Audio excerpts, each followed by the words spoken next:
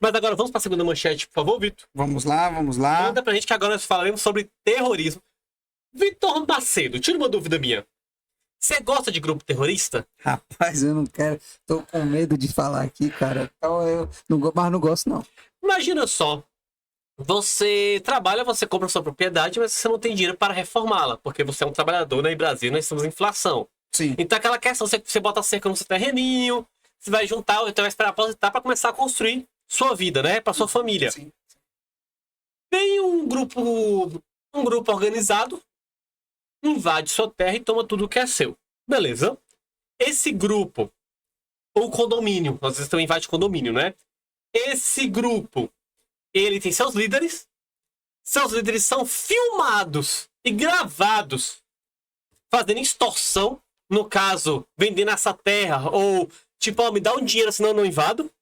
Sim. Lembrando, os líderes do MST todos andam de Hilux, né? É muito engraçado, enquanto o pessoal tá passando fome e é pobre, né? E para piorar a situação, esses líderes são presos. E mais de uma vez. E esse movimento continua cometendo crimes e não é caracterizado como terrorista no Brasil, sendo prova o terror no campo. Olha, Bruno, é uma questão complicada porque a gente volta na questão da sinalizar virtude. Eu tenho... Você mesmo caracterizou o MST como um movimento terrorista, mas eu conheço pessoas da minha idade, conheço pessoas próximas que usam boné do MST. Usam camisa do MST. Então, no fundo, ele está ali o quê? Sinalizando virtude às pessoas que ele conhece.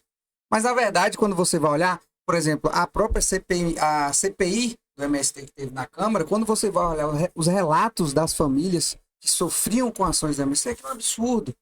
Mas quando você diz eu sou do MST... São famílias do MST. Sim, ameaçando famílias ali, que, tipo assim, eu via os relatos ali, você fica triste e preocupado com aquilo. E assim, às vezes eu fico pensando, poxa, essas pessoas que eu conheço, será que elas não estão vendo isso ou elas ignoram? Mas é aquilo.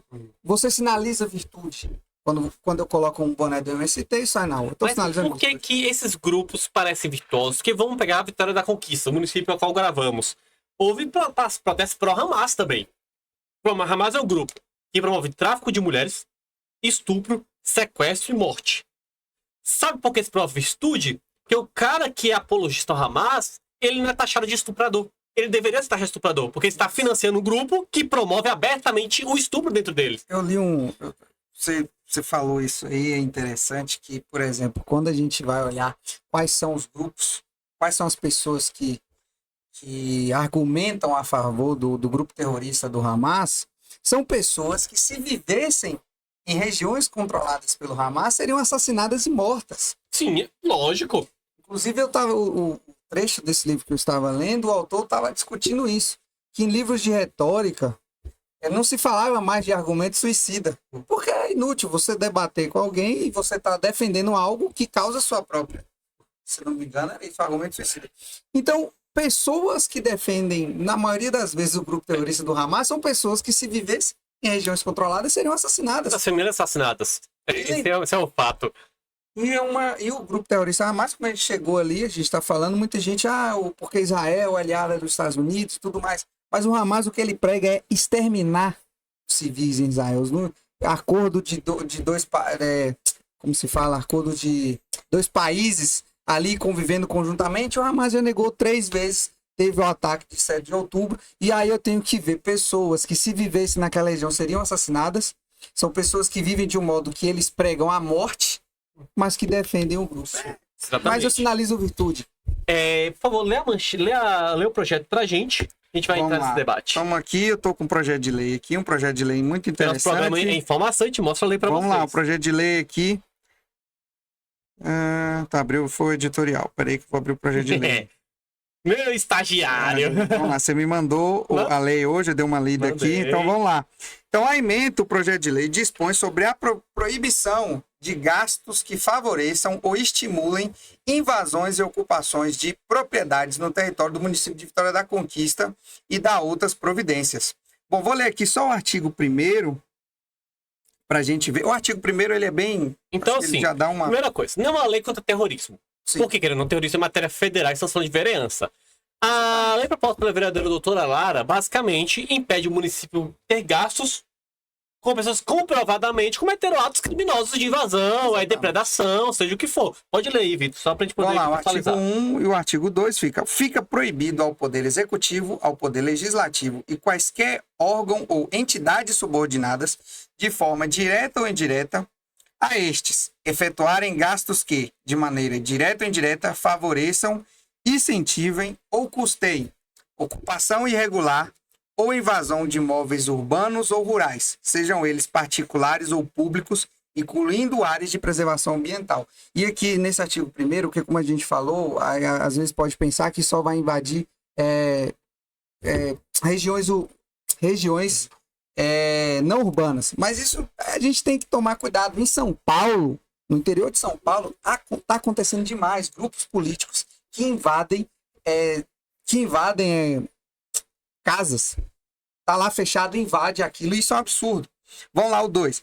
Quaisquer organizações que forneçam suporte financeiro ou expressem apoio a grupos envolvidos em invasões de propriedade em seus integrantes. Ou seja, resumindo, fica proibido, vedado ao poder público entregar dinheiro na mão de organizações que favoreçam ações como essa aqui que a gente... Exatamente. E outra observação é a questão das empresas, certo? Sim. A empresa que for flagrada cometendo esse tipo de ato, beleza? Vamos lá. Minha empresa patrocina um grupo como o MST, que é um grupo que, historicamente, é um grupo que promove terror no campo, beleza? Então, minha empresa financia aquilo ali, o MST, a partir dessa data dessa lei, promove atitudes ilegais, minha empresa vai ser sancionada, vai poder concorrer à licitação, 10 anos aí com essa penalidade. Isso é importante também, porque é um absurdo. Não pode mais ser terceirizada do município. Isso é importante fazer, porque é um absurdo uma empresa que está jogando contra os próprios municípios. Exatamente. A gente fala do MST porque tem mais nome, mas assim, aqui na região de Conquista tem 5, 6, 7, 8 movimentos. São muitos movimentos pequenos que se distanciaram do MST, mas praticam mesmo uma questão de grilagem, de invasão, roubo, depredação. Grupos organizados ali para promover o terror e promover uma série de crimes. Inclusive, para quem assistiu e acompanhou a CPI do MST, as filmagens, uma matéria documentária. Por que eu falo filmagem? Porque depoimento é narrativa. Sim. Então, se a pessoa fala, fulano mentiu, beleza, mas o que é filmado? É filmado. Quem acompanha a CPI do MST, viu filmagem até de trabalho escravo. As pessoas tendo trabalho análogo à escravidão, cara, nos acampamentos, sem contar abusos e tudo mais. Quem quiser pesquisar, pode pesquisar bastante no índice de abusos e estupros de meninas feita por pessoas de acampamento aqui nas regiões de Vitória da Conquista e região, viu, gente? É maravilhoso vocês precisarem isso pra vocês terem um pouco de consciência, cara, do que esses grupos terroristas promovem. Me preocupa isso, porque como as pessoas ignoram a realidade para encaixar nas suas próprias concepções de mundo. Então, o MST tá lutando, os grupos... É importante, ninguém tem que... É difícil você viver sem um teto sobre sua cabeça. Mas invasão... Isso que você falou, os efeitos colaterais de uma guerra como essa são absurdos. O poder público tem que intervir. E esse tipo de projeto de lei, ele serve para empurrar esse financiamento, tipo assim, empurrar ele para fora. O dinheiro público não tem que ser gasto com isso. Não, e vamos deixar uma coisa clara, o MST não luta por habitação. O MST é um puxado de partidos políticos criminosos e serve para poder coagir pessoas que não apoiam esses partidos. Isso é uma coisa muito clara. Não é coragem. José Rainha, líder do MST, foi preso. Porque foi filmado fazendo extorsão. E uma pergunta, aquele líder do MST que ficou anos, a justiça não consegue encontrar o cara. Você fala de Stedley? É. Vamos falar disso dele Isso também. É um absurdo. Dele também, vamos lá. O que acontece com o José Rainha? Foi filmado. O que ele fazia, Vitor? Ele chegava pra você tem uma terra, você apoia meu partido, que eu tô apoiando ou não? Não apoia, então vou fazer o seguinte. Você vai me dar 500 mil, senão o MST vai invadir sua terra. Era isso que ele fazia. Foi filmado e preso. Preso, condenado e preso. E agora tem a situação de Stedley, que é o atual líder, que novamente foi pego no flagra, cometendo extorsão, certo? Inclusive, já tem muito promotor pedindo a prisão dele. Tá correndo na justiça.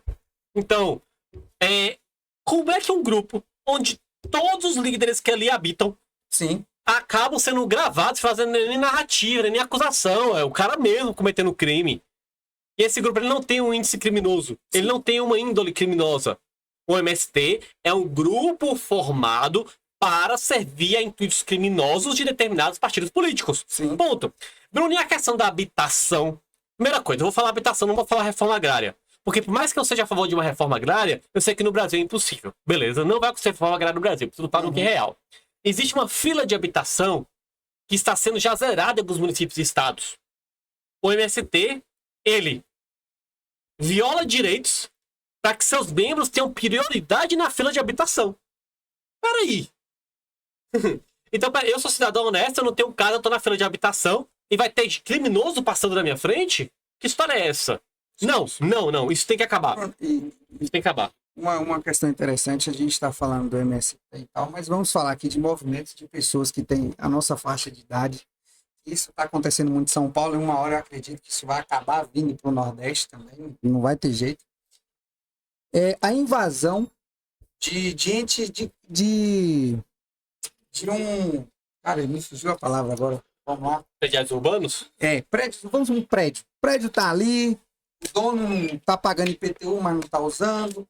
Aí um determinado grupo de jovens, adolescentes, decide que aquele prédio não tá cumprindo função social. E aí que tá o erro para mim. Quem tem que definir função social é o poder público. Ente privado nenhum. Minha organização que eu faço hoje, eu não posso definir que o prédio lá da minha rua não tá cumprindo função social, invadir e fazer invasão. Então imagine aí, o que você acha, me diga, que se o campo já estava sendo, agora está sendo para a cidade. Sim, MTST, por exemplo, é um foco urbano. Vamos lá, sobre a questão das invasões em prédios territoriais. Tudo tem consequência. Vamos lá. Vou citar um caso que aconteceu em São Paulo, que invadiram um prédio, começaram a cobrar aluguel para as pessoas para estar morando, e um gás explodiu e teve gente que morreu. Sim. Porque o prédio estava abandonado, e gente, deixa eu contar um segredo para vocês. Habitação abandonada não é para uma moradia, porque ela não está em uso, ela está abandonada. E se ela está abandonada, ela não recebe manutenção. E adivinha, gente? Prédio cai, telhado desaba. Eu tenho que explicar essas coisas, muitas vezes, para que veja que as pessoas acordam. Então envia para um amigo seu que é a favor dos movimentos criminosos. Para ele entender que ele coloca em risco a vida dele e de outras pessoas. E muitas vezes playboys, não é eles que são esses lugares abandonados. Não. Fica a gente lá pobre morando lá, correndo risco de vida. Porque o playboyzinho resolveu se aparecer em rede social. E quando você pegar... E eu falo assim, às vezes nem é esses que eles cobram aluguel. Eu falo bem mais simples. Jovens da nossa cidade, tem casa, tem onde morar, tem tudo. Vê um prédio para fazer propaganda política, invade e começa a morar. Aí lá dentro eles fazem oficinas de leitura, oficinas de não sei o quê, num prédio que é de alguém. Alguém tá tomando prejuízo ali. É a questão, é a oficina de leitura de quem não sabe ler. Porque eu já vi esses vídeos, é terrível, entendeu? Quer ver uma coisa que eu odeio? Oficina. E roda de conversa. Cara, vamos fazer um projeto envolvendo dinheiro público. Não, eu nunca vi uma roda de conversa. Saia fora. Velho, vamos lá, vamos fazer um projeto que envolve dinheiro público, beleza? Você quer me matar? Vamos fazer um encontro, uma roda de conversa para combater a violência contra a mulher. Velho, você gasta dinheiro, porque roda de conversa exige recurso público. Lanchinho.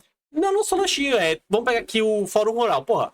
Você vai no Fórum Rural que foi 400 marmitas pra fazer roda de conversa. Sabe? Pô, isso é muito caro. Você podia criar medidas úteis, medidas práticas pra poder resolver um problema, mas não, Vitor. Vamos dialogar, vamos conversar. Exatamente. Vai, velho, poxa, pega uma máquina de costura, coloca num projeto, pega essas mulheres, coloca num projeto pra elas aprenderem a ter autonomia. E vou te falar uma coisa, se elas não querem ter autonomia mesmo, elas realmente querem viver de uma forma submissa, seja por uma questão religiosa, familiar, uma organização geográfica ali que ela vive, por mais que doa, é um direito dela. Você não vai mudar a escola de conversa, vai jogar dinheiro fora, que é dinheiro dos impostos, vai ficar mais pobre ainda. Entendeu? Essa é a realidade. Agora, para as que querem, a gente tem que ter poder de proporcionar oportunidade de trabalho, emprego digno, para que elas tenham autonomia e não precisem submeter a esse tipo de situação. Mas não, vamos gastar recurso público fazendo o quê? Roda de conversa para debate sobre reforma agrária. Gente, é impossível, pelos próximos 200 anos, ter reforma agrária no Brasil. É impossível. Eu só falo que tivesse reforma agrária, pegasse todos os loteamentos que são invadidos no Brasil e redistribuísse a população para baixar o preço do aluguel. Que, pô, eu pago R$1.000 de aluguel, velho. É caro pra caramba. Aluguel que é caríssimo. Então, seria maravilhoso uma reforma agrária. Mas para existir reforma agrária, nos países que existiram reforma agrária, aconteceram determinadas coisas que hoje, na minha linha histórica aqui do Brasil, já não vão mais acontecer. Então, a gente tem que fazer uma reforma de habitação. A reforma agrária não vai mais funcionar. Depois da reforma de habitação, as pessoas vão fazer uma migração da cidade para o campo de novo. É o êxodo urbano agora, vai ser o êxodo da cidade para o campo. Depois disso é que pode ter uma reforma agrária. Então, assim, talvez minha geração não pegue. Então eu não posso lutar por coisas impossíveis. Eu posso lutar por uma habitação e uma casa melhor pra você. Mais dignidade no Minha Casa Minha Vida. Isso eu posso lutar. E quando você fala dessa situação aí, a gente olha para Brasília e eu te pergunto, quais políticos estão discutindo isso?